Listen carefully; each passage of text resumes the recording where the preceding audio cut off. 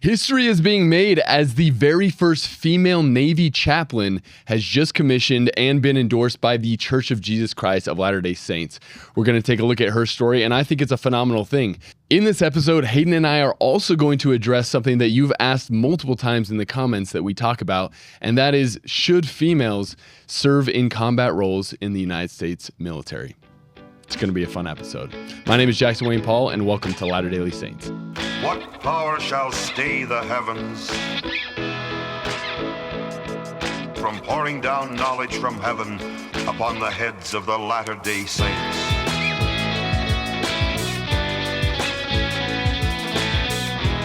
Hayden, welcome back on the show. It's good to be here.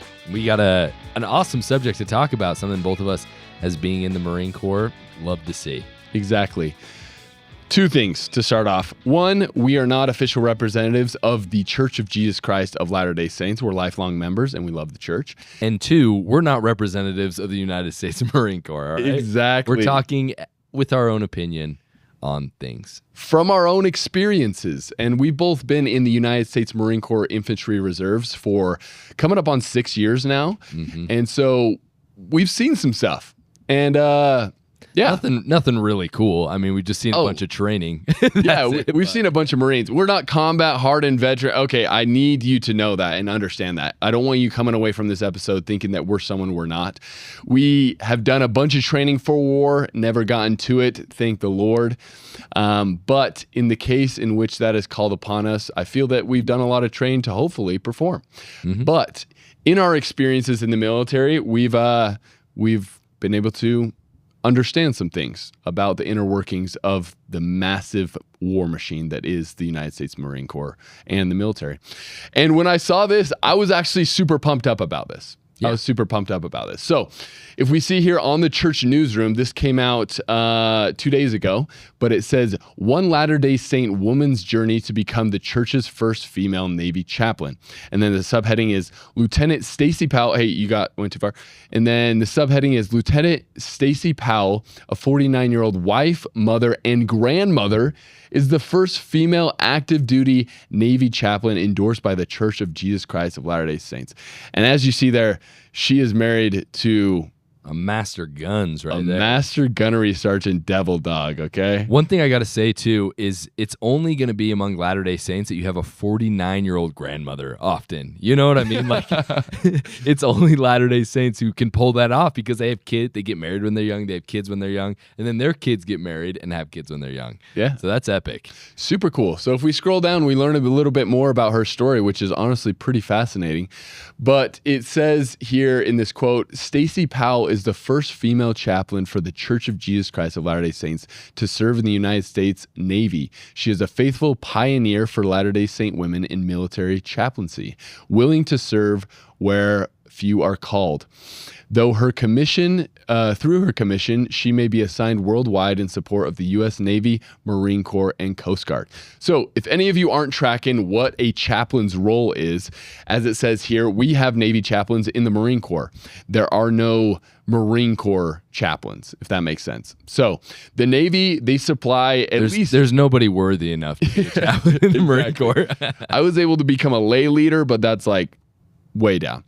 Essentially, the Navy, they provide a few different things for the Marine Corps that the Marine Corps ourselves, we do not have. And that is chaplains, and the other one is corpsmen, or the medics. And we'll get a little bit more into that medic aspect later. And so what the role of a chaplain is in the Marine Corps, I'll speak from my experience. In our battalion of Marines, which is about 1,200 Marines, we have one chaplain, which he is essentially to be... Or she. Or she, exactly. She is going to be responsible for the spiritual well-being of the Marines, right? And so if a Marine is struggling with a family matter, a spiritual matter, with anxiety, depression, something like that of, more of a spiritual nature, they can go to the chaplain, talk with them. They have complete, confidentiality. And so a lot of Marines a lot of Marines I know have gone to the chaplain and received a lot of spiritual strength from them. And so they're essentially to be that, fulfill that role of helping them have a greater eternal perspective. And it's really valuable, especially you see in the Marine Corps in boot camp, right? A lot of people turn to God because you're put in a very godless environment. And it's really the only opportunity you have, like on Sundays, to be able to go away from your drill instructors. And so people that never went to church ever in their life will find themselves going to church in boot camp. Exactly. And one thing I want to make clear, Hayden and I, we love the Marine Corps. I'm so glad I joined the Marine Corps. After all the, less favorable experiences that I've had in some instances, knowing what I know now, 6 years ago, I still would have signed the dotted line. You may call me silly for that, but I like to be transparent with you guys and not act like it's all sunshine and rainbows, but show you kind of the difficult side as well. But overall, I'm so grateful that I've had the opportunity to serve in the United States Marine Corps. But essentially, she's going to have a really awesome opportunity to deal with some Marines that are going through tough times in their lives.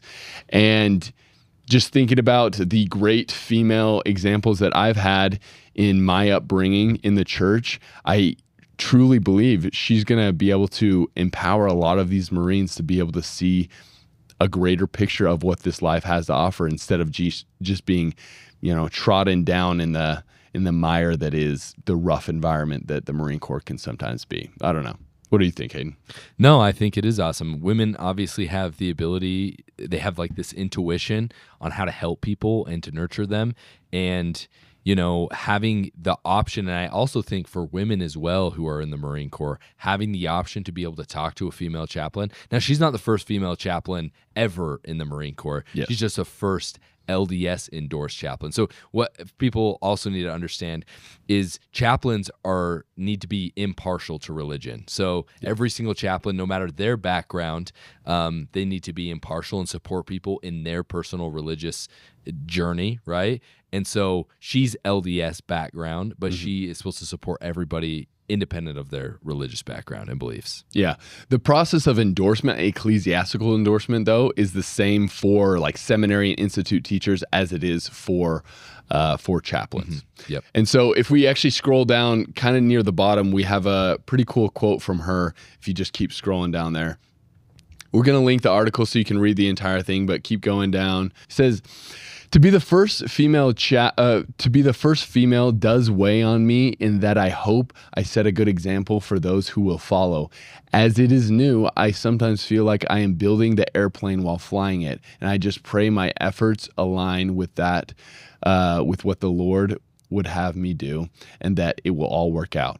I look forward to welcoming other sisters into the exclusive group of Latter-day Saint Navy chaplains, which that group only consists of one. It's a lonely group.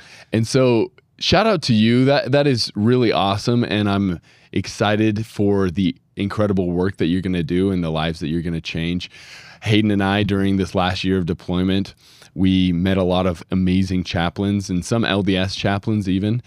And yeah, the role that you play is pivotal, and so magnify that calling with all of your might, mind, and strength. Look at that. That's her family, it looks like, right here. Yeah. And the thing that's crazy is that at boot camp, I think the yellow walls. MCRD. Yeah, I think. Yeah, that's so awesome. So yeah, that's amazing to have that sort of example as well among chaplains of just having a family and stuff like that. We loved the chaplains during our deployment that we got to interface with, especially the LDS chaplains when we were at 29 Palms. Mm-hmm. There were 2 that were in the ward, and they were some of the coolest guys ever. Loved those guys. And so the role of a chaplain is really cool because you're separated enough from the Marines that they see you every once in a while. But you have the opportunity to develop good, intimate relationships with them as they share with you their struggles. And this kind of brings me to us to talk about something that I've seen in the comments a lot when we've talked about the Marine Corps and our service in it, is what our opinion is of females serving in combat arms. Okay? Now, this has been a debate for probably since the beginning of time. Maybe? Since Opha May Johnson. Actually, no, not the beginning of time. This has only been a debate ever since like third wave feminism. I was going to say the beginning of this country, but if you didn't know, the first female Marine was Opha May Johnson in 1918. That's one of the first facts they actually teach you in Marine Corps boot camp. That's interesting. But no, and we're going to talk about a little bit of scriptural precedents first before we jump into this, okay? So we have, for example, in the Book of Mormon, we have our boy Captain Moroni. Y'all know him. And he says multiple times in regards to the reason that the Nephites are fighting, what their motivation is. And in Alma 43, we see in verse 45, it says, if you want to pull up scripture notes here, it says, "Nevertheless, the Nephites were inspired by a better cause, for they were not fighting for monarchy nor power, but they were fighting for their homes and their liberties, their wives and their children, and their all, yea, for their rights of worship and their church." So you see here first that these Nephites are fighting for their wives. It may lead you to believe that, okay, this is kind of an army full of men, right? And then we push forward a little bit further, and there's a story in which the sons of the Lamanites, that they took an oath to not raise up the sword against their brethren, but their sons did not, and it was required of them to defend the same thing, their wives, their children, their freedom, their religion, their country.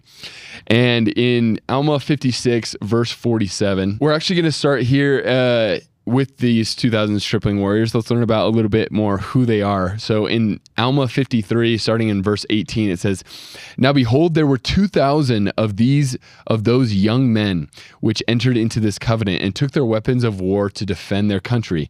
And now behold, as they never had hitherto been a disadvantage to the Nephites, they became now at this period of time also a great support, for they took their weapons of war, and they would that Helaman should be their leader. And they were all young men, and they were exceeding valiant for courage, and also for strength and activity. But behold, this was not all. They were men which were true at all times, in whatsoever thing that they were entrusted. Yea, they were men of truth and soberness, for they had been taught to keep the commandments of God, and to walk uprightly before him." So they sound like a bunch of good dudes, a bunch of solid good dudes. Well, how did they get that way? That's the question. How did they get that way? So in Alma 56, if we skip forward 3 more chapters, in verse 47, it says, "And they never had fought, yet they did not fear death. And they did think more upon the liberty of their fathers, and than they did think upon their own lives. Yea, they had been taught by their mothers, that if they did not doubt that God would deliver them. And they rehearsed unto me the words of their mothers, saying, We do not doubt, our mothers knew." So we see here, and referencing the family of proclamation to the world, we see that the male and the female have different but essential roles to be fulfilled, and they need to magnify those callings. We see here that these 2,000 young men, stripling warriors, they were some stalwart gentlemen, but they only got that way because their mothers fulfilled the divine feminine role that is given to them. And that is to rear up these children to be great examples and men of God. And so we see later on in the story that they fight, they defend, and not a single one of them dies. And it says right at the beginning there, it is because they did not doubt that God would deliver them. And they did not doubt because they were taught by their mothers, and their mothers knew. And so this kind of shows to me the precedence that if we're going to have great warriors, great men of God that are fighting, for just causes, they need to be reared by good examples and good mothers. I don't know. Do you get something different from that, Hayden? Yeah, when it comes to the roles of women in battle in the Book of Mormon, that is the role. And it's such an important role. Like you can't separate you get rid of that, you get rid of what the stripling warriors were able to accomplish. Exactly. And so it's 100% necessary. Yes. And so basically, if you haven't been tracking over the last year since Pete Hegseth has become the Secretary of War, some changes have been made. And historically, the standard, basically just a physical standard, has been a lot different between men and women in combat roles, not in combat roles, but they've made a couple adjustments. Here's the thing. My qualm with women being affiliated with combat roles, speaking from my experience in the Marine Corps, is not even the physical standard. Like, that's one of the lowest reasons on the totem pole why I personally don't think, and I'm excited to hear your pushback in the comments if there are any, I personally don't think that women should be in combat roles in the Marine Corps. I don't think so. But the physical fitness standards isn't even the top of the list, near the top of the list of the reasons why, and we'll get into all of that. But just to help you understand kind of the changes that are happening in the United States Marine Corps, for example, well, actually, no, this was sparked by an article I read this month on January 6th. It was published. The title, if you scroll up, Hayden, is DOD launches review of effectiveness of women in ground combat roles. So if we scroll down a little bit here, it says the Pentagon has launched a formal review of effectiveness of women in ground combat positions nearly a decade after the Department of Defense ended a ban that had excluded them from frontline infantry, armor, and artillery units. I didn't know this is that recent. Yeah. Very interesting. It says the 6-month assessment, first reported by NPR on Tuesday, will require Army and Marine Corps leaders to submit data on readiness, training, performance, casualties, and command climate of ground combat units and personnel. According to a December memo sent out by Undersecretary of Defense for Personnel Anthony Tata, Pentagon officials cast the move as a way to gauge the operational effectiveness of ground combat units and examine how women have integrated into combat roles over the last 10 years. Okay, so they're currently doing this 6-month review process right now. And one thing that actually came into effect at the beginning of this year was something that was pretty important, in my opinion, right? It was a step in the right direction, okay? And we're going to talk about how historically this hasn't been the way, but essentially it says Marine Corps announces updated physical fitness standards. This is on the 18th of December, 2025. And it says the Marine Corps is implementing changes to its physical fitness and body composition standards in accordance with the Secretary of War's Military Fitness Standards Memorandum issued on September 30th, 2025. These changes announced in Mara Admin, blah, blah, will take effect on January 1st, so just about 3 weeks ago. It says the Marine Corps will institute sex-neutral scoring for the physical fitness test for Marines that are in combat arms, primary military occupational specialties. The PFT, physical fitness test, will require combat arms Marines to achieve a minimum score of 210 points, 70% of the total points possible, using the male age-normed scoring standard outlined in the Marine Corps order, blah, blah, blah. The PFT will continue to be administered annually until January 1st, from January 1st to June 30th. Non-combat arms Marines will continue to follow existing sex and age-normed standards. Okay. So if you don't know, which you probably don't know if you're not in the Marine Corps, we have 2 physical fitness tests. One is the physical fitness test, the PFT, and the second one is a combat fitness test called the CFT. And we do these annually. And there's a possible score of 300. There's 3 events in each of these, 100 for each event. Max score, so 300 in total. And this is heavily related to your promotion score in the promotion system. So if you score higher on the physical fitness and the combat fitness test, you are more likely to get promoted and thus then put into leadership roles in the Marine Corps. You had something to say? Yeah, I was just gonna say, let's just lay out what the things are, just so people understand like what these tests are comprised of, because they're important. PFT, it's you do pull-ups, you do a plank, and then you do a 3-mile run. The CFT, you do a half-mile sprint with your boots on and your cami pants on, and then you do ammo can lifts, max ammo can lifts in 2 minutes. And then you will do something called a maneuver under fire, where you sprint, you do a crawl, you pick up a casualty, you throw them on your back, you run, and it's all about 100 meters, isn't it? Isn't it? Something like that? Yeah. 100 meters. And then you grab ammo cans, you run back. Like it is the biggest sleigh of any physical fitness test in the Marine Corps. Yeah. So that's what these tests are made up of. Yeah. And so we're going to go through this a little bit, but for non-combat MOSs, right, for non-combat jobs, it is still the same standard that it's been for the last, I guess, however many years, since 1918, right? Since Opha May Johnson joined the Marine Corps, right? And what that looks like is, for example, if I am a 26-year-old male, which I am, okay? And we're going to just, if you want to flash up this, I already have all the math done here, but this is essentially what the scoring chart looks like, right? So we have male pull-ups on the left, female pull-ups on the right, and we see that the different scores are attributed to different amounts that you get, right? And so I did the math here. I'm a 26-year-old male, okay? And for me to get a 300 on my physical fitness test, a perfect score, I need to get 23 pull-ups. I need to hold a plank for 3 minutes and 45 seconds, and I need to run 3 miles in under 18 minutes. Okay? That is for me to get a 300.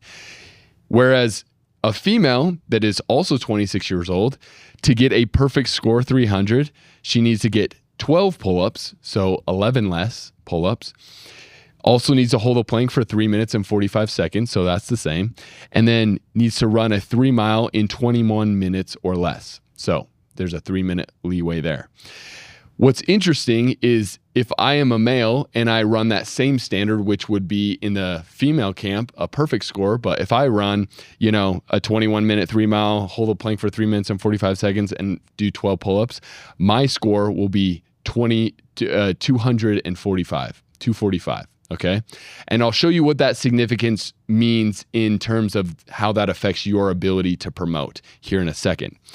But if we go to the combat fitness test, right, that half-mile sprint, the 35-pound ammo can lifts in 2 minutes, and then the maneuver under fire where you pick up one of your guys and run through a bunch of cones and stuff. For me as a 26-year-old male, I need to run a half mile in 2 minutes and 39 seconds. I need to do 116 ammo can lifts with a 35-pound ammo can in 2 minutes. And I need to get a time of 2 minutes and 5 seconds in my maneuver under fire course. Okay. For a female, she needs to get 3 minutes and 10 seconds on the half mile, which that is 31 seconds longer. She needs to do 75 ammo can lifts, which is 55 less? 55 less, yeah. 55 less. And then her maneuver under fire can be 2 minutes and 42 seconds. So about 35 seconds longer. Okay? 37 seconds longer. Now, if me, a 26-year-old man, were to get those exact same scores on mine, instead of a 300 score, I would get a 194. Okay. Now, to put that in perspective, how that affects your promotion, if we pull up the promotion calculator here, as a young corporal that I once was, right? We have here, if I get a 300, right? I do all that, I'm going to get a 632. Okay. So if me and a female. Where's the 632 on? Right here. If you. Right there on that. Here. Yeah. Okay. So you guys can see 632 next to JPES score, which is your junior evaluation points something system. Exactly. It's the score that Junior tells you enlisted. if you're going to promote Promotion or not. Yeah, that's okay.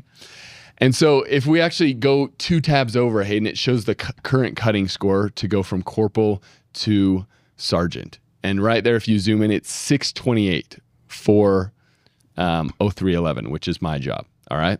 So if we go back there, let's say I get that, I get a 300, boom, my score is 632. Now, if a female runs her standard of 300, right, which we saw the disparities just barely, she would also get a 632. Now, if I achieve the same physical standard as her, but I'm a man, right, so I'm not held to the same score standard, my score if I put them in there, a 245 on the PFT and a 194 on the CFT, my promotion score is 440. Okay. That's a bit. 200 JPES points for someone that's trying to promote is a big disparity. Yeah. Essentially, that's saying that you're not going to promote. Okay. For a long time. So just on physical fitness standards alone, which if we're talking about combat effectiveness, the goal of the United States Marine Corps, and specifically the United States Marine Corps Infantry, is to be the most lethal fighting force on the face of the planet. And that has a lot to do with your physical capabilities to accomplish the task at hand that war sometimes offers. Everything to do. Yeah, everything to do. It has everything to do, okay? And so if we're talking about how a woman can meet a far lower standard, right? And if I, as a man, meet that same standard, she is going to promote and be put in positions of leadership quicker than me, right? Mm-hmm. Or let's say if I even get, double the pull-ups, right? If I get 20 pull-ups, right? And I run my run time in, let's say 19 minutes and 30 seconds, right? And then I hold a plank for 345.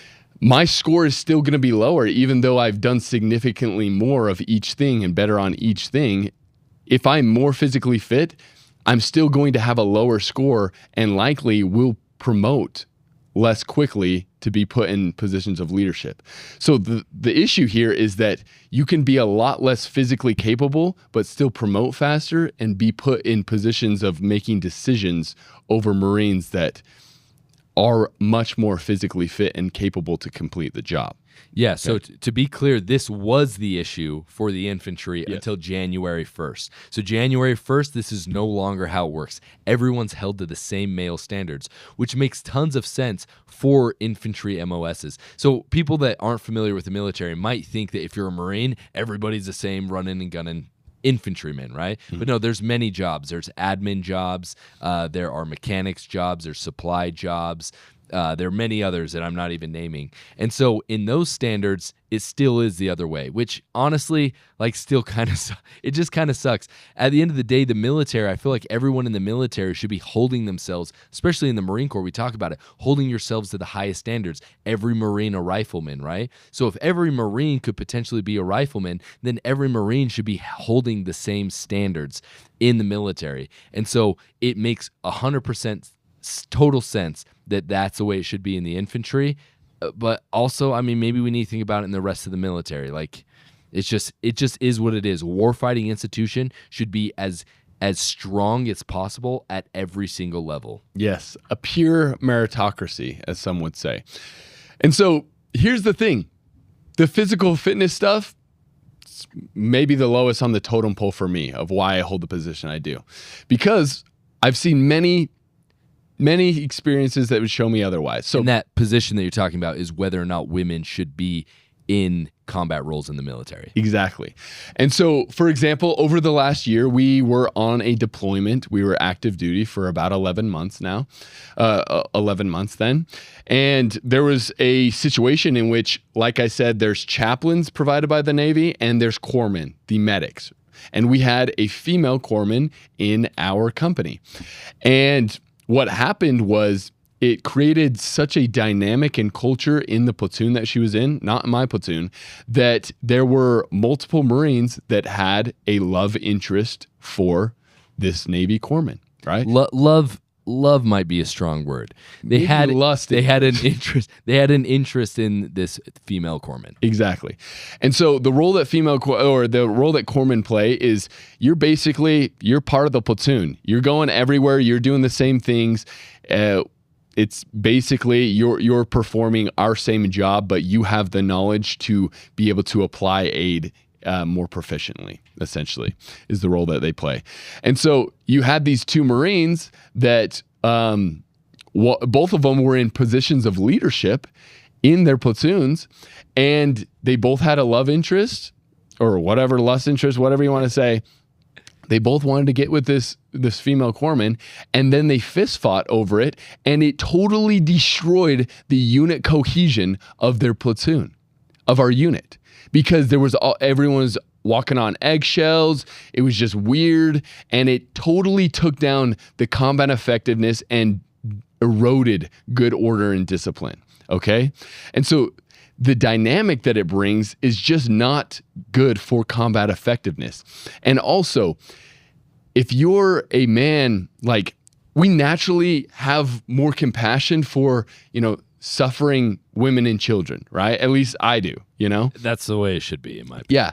And so if, let's say you're in a situation in combat in which you see that a female is being put in a position where, she's in danger or whatever, but it's not prudent or smart to go back and get her. Like, I can just see situations that would be created that they would want to protect her more than others, and it would not be totally effective in terms of mission accomplishment. What do you think in that? Yeah, and just so people understand, in the Marine Corps, you're taught, like, if you are assaulting an objective and your buddy gets shot and he's down, you don't stop and help him. You assault through the objective. Once the objective is secure, then you're going to help your buddy. But like at the end of the day, and it's an unfortunate fact about war, the mission takes precedence over the well-being of individual Marines. And you're going to do everything you can to save your buddies, but the best way to save them is to destroy the enemy and then provide them aid. So in that scenario they're talking about, you just have a natural inclination to help women more than you do men, and I think that that's a good thing. The other thing is, some people might say, hey, well, men should just be able to control themselves better and not fight over a woman. And it's just like, when it comes especially to war fighting, which is the oldest occupation in the world, unfortunately, is fighting wars, being a warrior. There is just a part of human nature that you're going to draw back on when you're doing something that is so, in its very sense, archaic, which is committing violence on the other tribe. You're going to result to these archaic things. And I'm just more of a realist, where it's like, I'd rather, instead of holding this standard that will never be met, the average American male who is signing themselves up to put themselves in danger or to commit violence like that is not going to have the self-awareness, usually, or the control of themselves to be able to treat a female differently or just like one of the guys.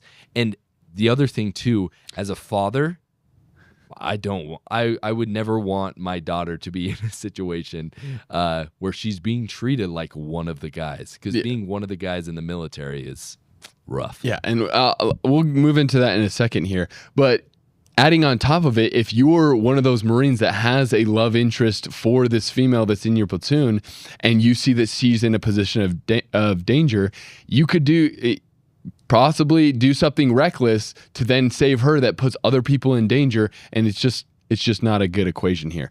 Now, what Hayden just touched on is unfortunate. It's an unfortunate fact that when you take a young man and brutalize him to the point where he is not only capable but willing to commit violence on other human beings when it is asked upon him to become a warrior, that takes, in a lot of senses, if you're not built upon the foundation of Jesus Christ, it kind of turns you into a bit of a brute, degenerate. A little bit of a brute.